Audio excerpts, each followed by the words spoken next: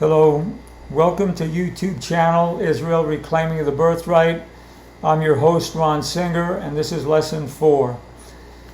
I'd like to talk about anti-Semitism, and I want to do that in the context of this war with Hamas and Hezbollah and Iran and the so-called peace partners in the West Bank, Judah and Samaria, led by Mahmoud Abbas or Jihad Abu Mazen. The anti-Semitism is not what we've been told by most people. It's not some kind of a DNA flaw in the Gentiles. It's not something that's in their blood. It's not some kind of a genetically passed on mental illness. It's something much deeper than that, and it's not generally an individual thing. It's a monarchic thing.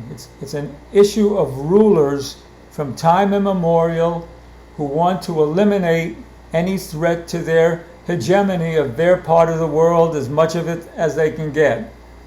And I'm going to explain that now. There's something in man that comes from the serpent in the garden. It's some kind of an attack on God and the goodness he wants to bestow on the creation. And this attack on God and on God's agenda is within all of us, every single one of us, from our great rabbinic leaders to our secular leaders. Now, the monarchs of the world have a history. Nimrod is the first monarch. Excuse me. Abraham Avinu was supposed to be the antidote to Nimrod.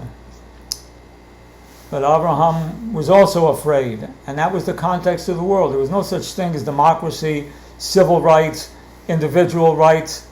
You lived at the whim of the appetite of the tyrant of your area, period. That was the law. If there was a greater interest in civilization on the part of the tyrants, they embellished their sword and their bloodthirstiness with some kind of a cultural dress. But in any case, as time went on, we had tyrants ruling the world, and at one point in time, there was a successful revolution which changed all that, and that was the American Revolution, and I've talked about that in previous videos. Suddenly there was a republic. It was democratic. There were real laws. There were people who lived and died and gave their loyalty to this code of law, the United States Constitution. Well, that world has ended, and it ended rather abruptly, and a lot of us know how it happened. So what you have today is these same heirs of the monarchs, their younger progeny, and we know their names. A lot of them are involved in the World Economic Forum, and what these people plan to do is to rule the world. But none of the monarchs, from the ancient ones to today's, are stupid. It's not that they don't believe that God will punish them. They know God won't punish them because God has already set the nation of Israel as his punishing agent. But if you look around, even in Israel, where we have such a great army, we don't understand this. We are not engaging God in our weapons arsenal. And for 2,000 years, our rabbis have not taught us who we really are. Yes, they mention that we're the enlightening agent of the creation, to bring everyone up to civilization and godliness. And we have the paradigm in the section of Noah in the book of Genesis, where it says that Japheth will dwell in the tent of Shem, and Ham, meaning all these bestial people that we see actively trying to kill Israel now, will be their servant.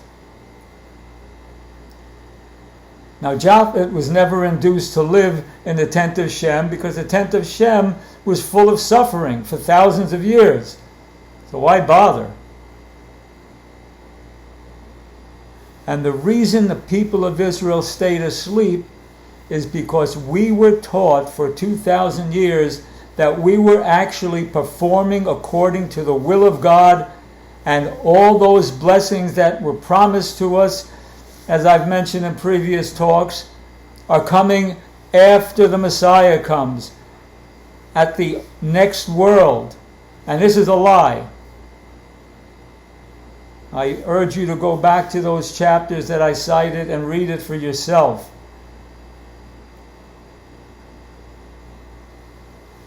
And the curses which befell us, that are also cited in these verses and chapters, are not really curses and punishments. And I'm going to give you an example.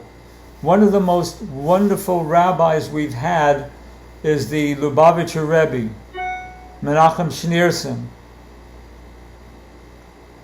He said it's even forbidden to think of the Holocaust as a punishment. I don't believe he was trying to be rebellious, but he could not believe in his heart of hearts that his predecessors were so wrong. These things that befell the nation of Israel throughout our horrific history are the curses cited in Leviticus 26, Deuteronomy 7, Deuteronomy 28, etc. And Daniel explained it to us. In Daniel chapter 9, verse 10, he's saying, because we transgressed the written Torah of God. We are not living by the written Torah. We are not living by the prophets. We have changed the law. And I'm going to cite some passages for you to record and research at the end of my talk. Just more convenient that way. Because we were not taught what God actually really wanted and kept doing things by rote, which we're warned about in Isaiah 29, verse 13, our leaders have lost the wisdom that they profess to have. In other words, for 2,000 years we've been led by that emperor with no clothes. And most of them have been marching along, including successive rabbis like this wonderful Rebbe, the Lubavitcher Rebbe. These people taught us that these curses are tests of faith, for which our loyalty will earn us a place in the world to come.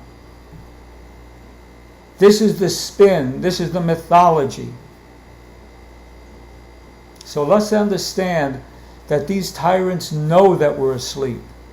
They read the Bible, or have their smart Einsteins read the Bible and explain the little gimmick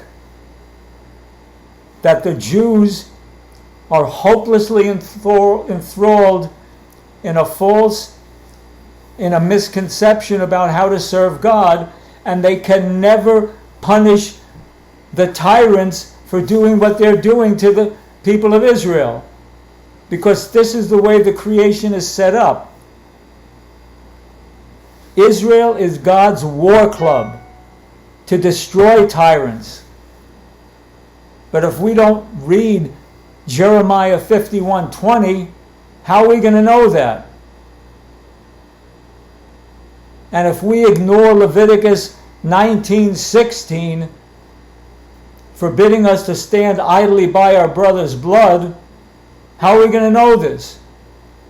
And if we think that Jacob gave an extra portion to Joseph that he took out of the hands of the Amorites with his sword and bow, and we have a commentator from the Middle Ages, Rashi, who says Jacob meant prayer, and this has been the understanding which has been taught to us, which brainwashed us, how are we going to wake up to the fact that God made us his holy warrior priests?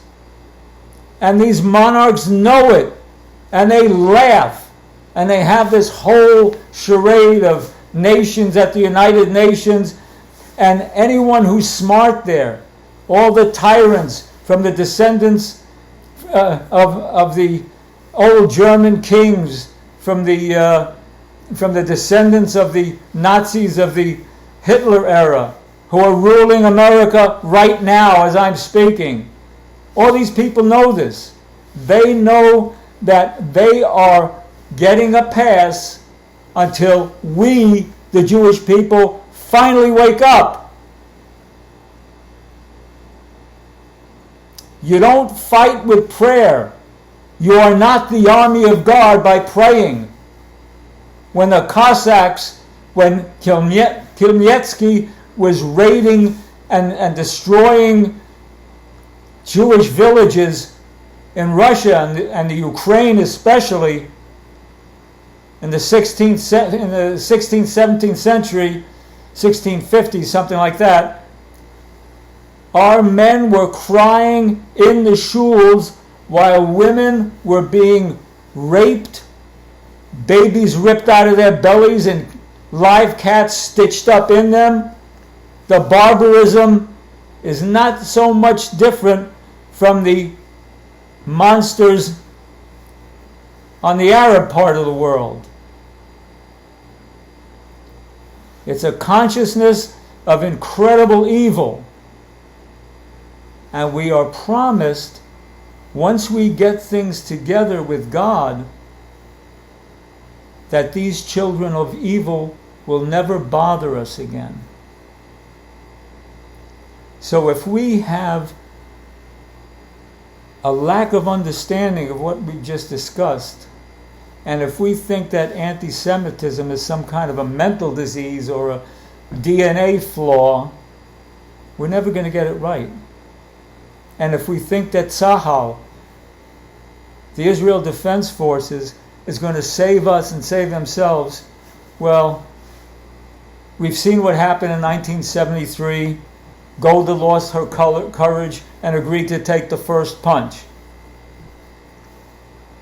That's a whole other story. I don't know what happened yet. I've heard a lot of things. I know one thing for sure. There's something about Israelis that is not quite on the ball, at least not anymore, and at least not when I was in the army. And I watched things by myself and was shocked.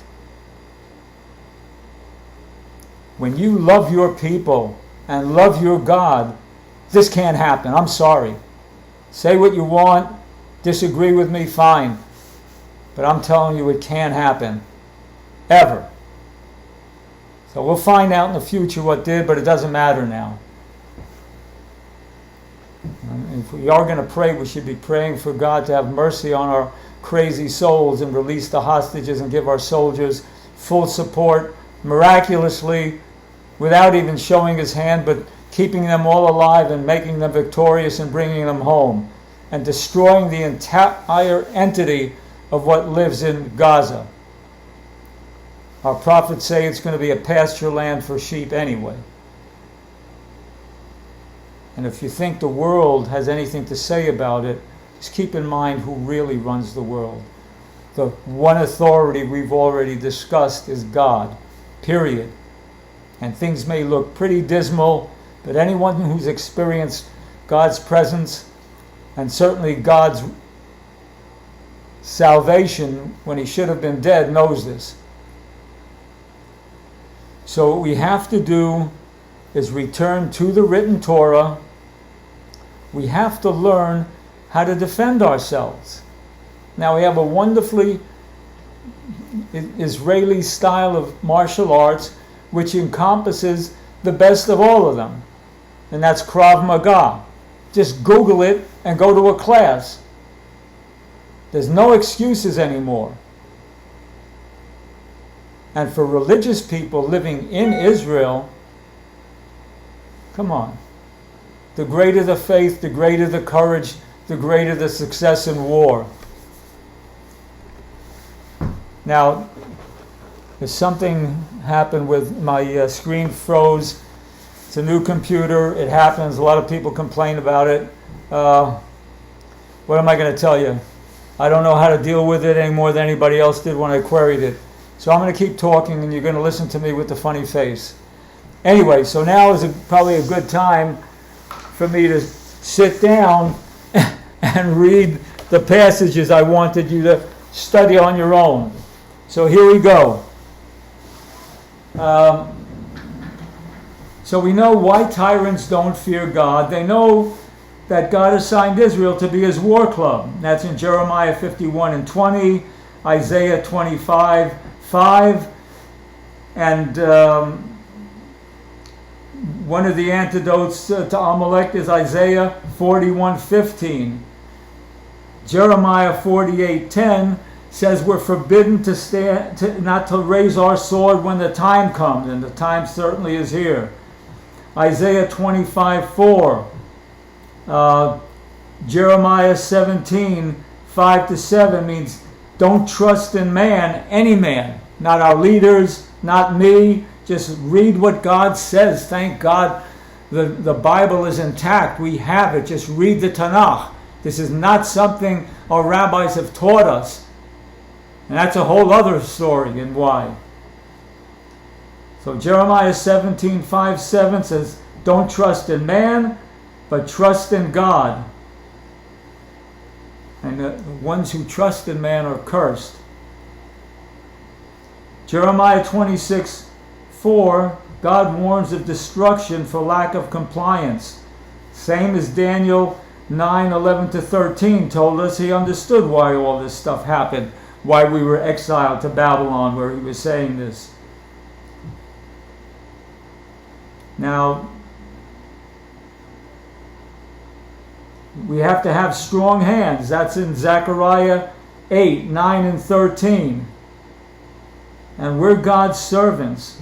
Leviticus 25:55 and 25:42 says that. And we're supposed to be understanding that when we please God, that the joy of God is our strength. And that's in Nehemiah chapter 8, verses 10 and 14. 2 Samuel 7:10 says that the children of evil will not bother us anymore, but we have to earn this blessing. And we can know God, and this is important, because we have to come close to God. We see this in Jeremiah 9:23 and Jeremiah 24:7. That those who glory shouldn't be glorying in their power or in their wealth, but the ones who should glory that they know and understand God. And we can do this. It's really easy, but you have to read the Tanakh. You have to read the Hebrew Bible. If you spend your life reading the Talmud, you're not going to get this. Now, one of the problems we've had in Israel is the internecine hatred. Secular against religious, religious against secular. And there's a history to this. And the history is really simple. There were always Jews living in the Holy Land. From time immemorial, there was a small number. There was a community in Peki'im that was viable when the state was formally founded. But we were always there. And it was a sparse land. We know that.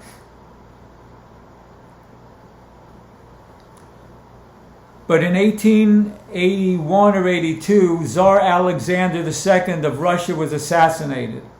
And the reason he was assassinated, because the monarchs of the western areas of Europe were afraid that because he released his serfs and gave them liberty, that their serfs would clamor for liberty also.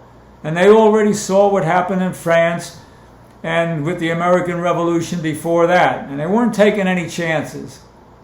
Now at that time, Russian Jewish intellectuals were working with their gentile counterparts to create some kind of a utopian socialist world. And that's a Jewish idea, brotherhood. Pogroms were started after the assassination, and lo and behold, it was a Jew who was at fault, and the Gentile professors and intellectuals attacked their Jewish comrades. So these Jews who had already imbued the spirit of enlightenment, which divorced them from God, because the monarchs of Europe had the German Rational School in 1820 reinvent atheism and spread it all over Europe. So these intellectuals had no idea of what God wanted for them. So they went to Israel because they realized there's no place on earth for Jews to be except for Israel. So they went to the Holy Land, rolled up their sleeves, got their nice white soft fingers into the dirt, built, sweat, fought, bled, died, sang Yiddish songs, and built this incredible miracle, the state of Israel. Now they're secular, their descendants are secular, and the current secular Jews, the Chilonim, don't know their history, most of them, and they don't want to be ruled by ultra-Orthodox who have no clue about what the Tanakh, what the Hebrew Bible is really about, but think that everyone in the world, in the Jewish world, has to observe the Torah the way they do. And as we've shown, for 2,000 years, all that got us was curses. So they're not stupid, but they're not smart enough either to wake up. They're given a copy of the Tanakh when they finish 3 years of basic training. They study the Hebrew Bible in regular public school. They can read Hebrew. They can see it. So when they see the behavior of the Orthodox, especially when you see an Aaron Abuchatzera and an Aryeh Deri, two religious affairs ministers who stole from the public more than what David Ben-Gurion promised them for their votes. Not only did these people multiply students in each class and multiply classes in each school, they multiplied schools and stole the money. So there's nothing representative of God that the secular Jews, that the Chilonim can admire, let alone accept as ruling them. So this last election led to protests, not about the Supreme Court. Everyone knew it was the most tyrannical Supreme Court and had to be clipped a little bit so it could be like other democratic republics' Supreme Courts. It was about their unwillingness to be ruled by these hypocrites. And who can blame them? Now, getting back to the settlement of Israel, when the Jews started coming in, and the Balfour Declaration was issued, and the tyrannical families who owned and ruled surreptitiously England and the United States heard about this, they sent their spies to subvert the new settlement, right back in the before the end of the First World War. So by the time the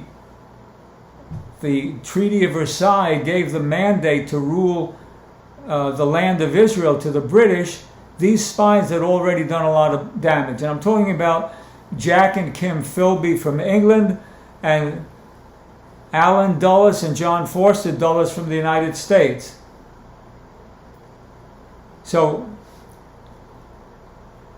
at that time, the settlements in Israel were basically atheistic settlements. And these are the people who built the state. And as I said, Ben-Gurion gave a dispensation to the Orthodox. They could sit and study all day long, all their lives, and live off the public coffers.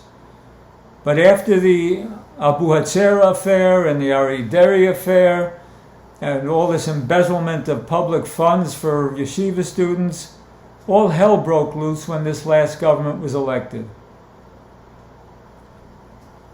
Now, the only person that had a handle on all of this was the chief rabbi back in pre-state Israel. And that was Rabbi Abraham Yitzhak Cohen Cook.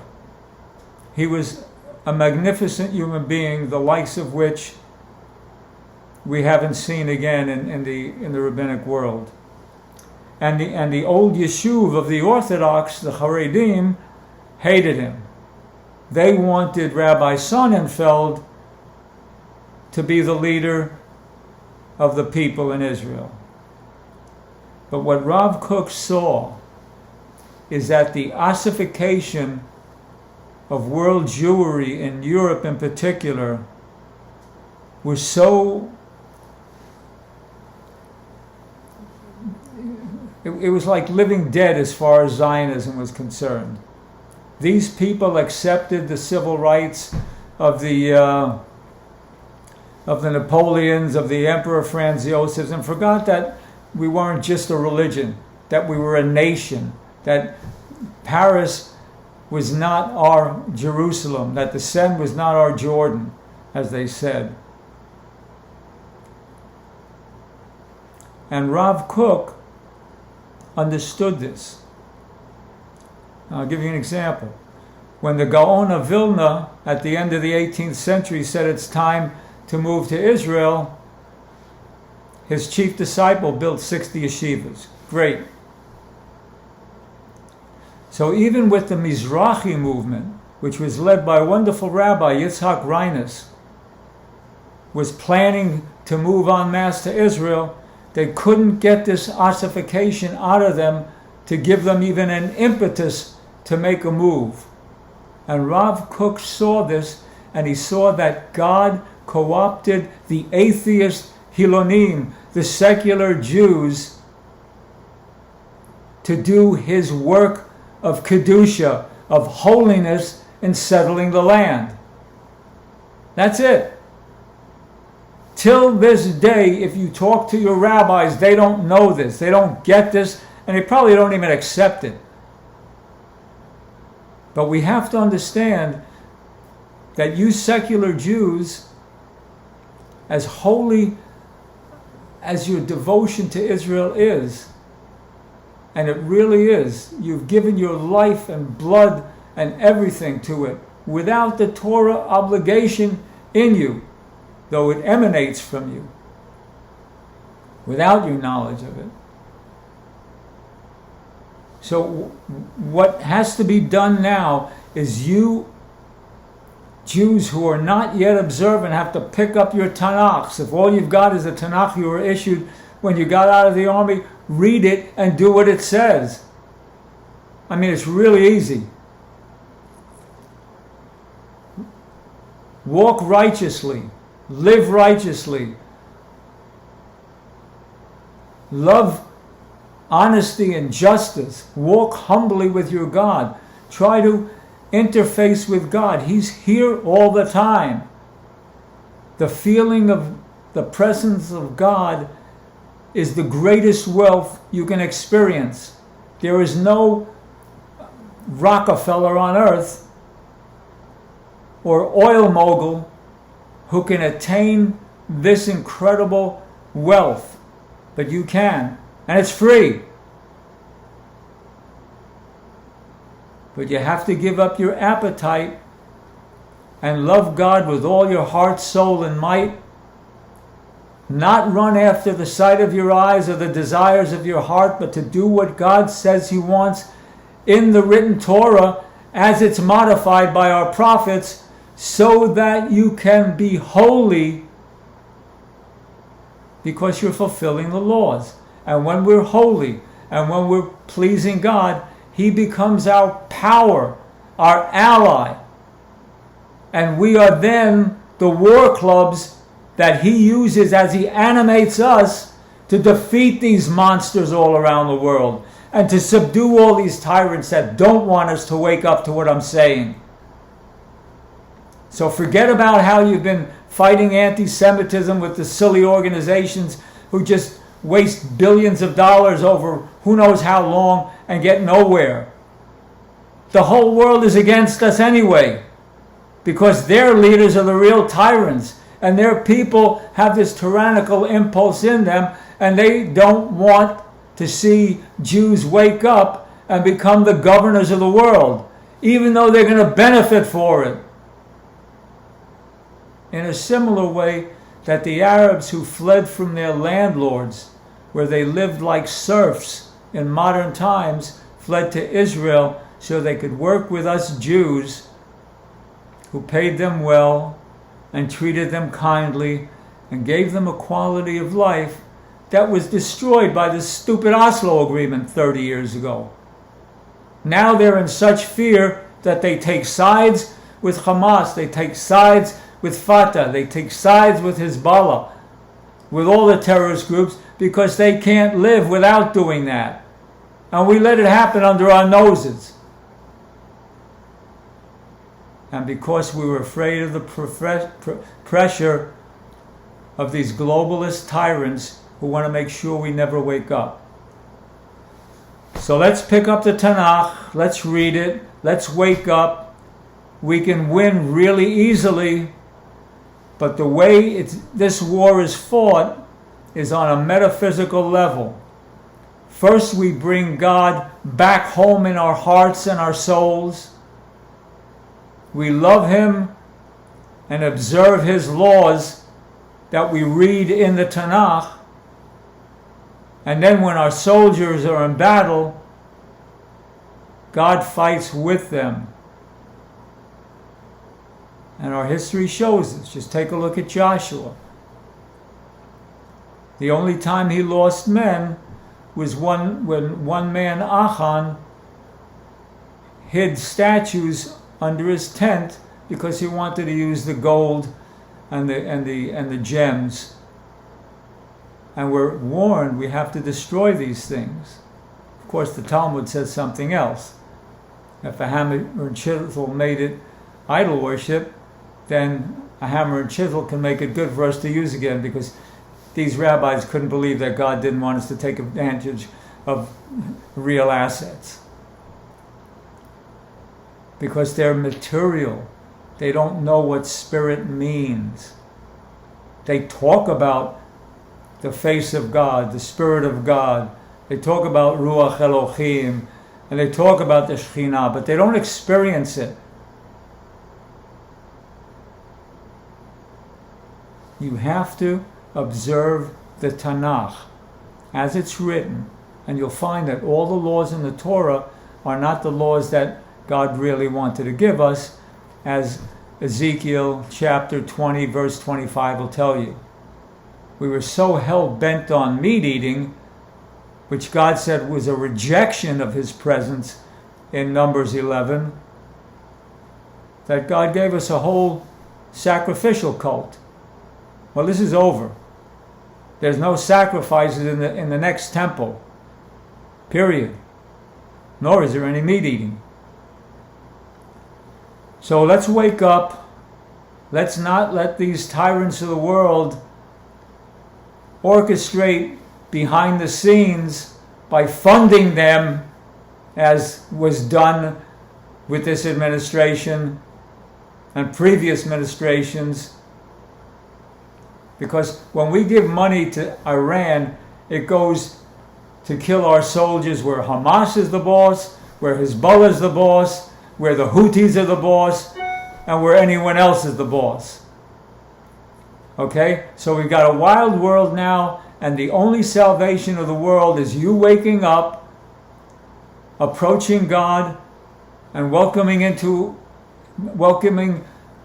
God into our lives, so that He blesses us with these miraculous victories that He's promised.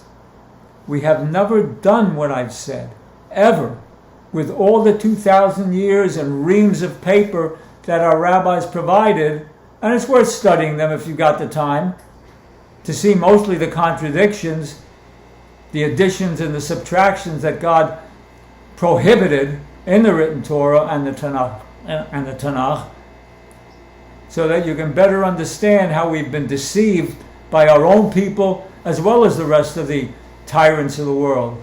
Because anyone who doesn't want to let God rule in his life has a little tyrannical streak, something that we all get from the serpent in the garden and have to defeat within our souls. So let's get down to business so our soldiers can win this war with the minimum of casualties. And please, dear Lord, please bring our hostages home. All right, so have a good day, and I hope this message reaches your hearts.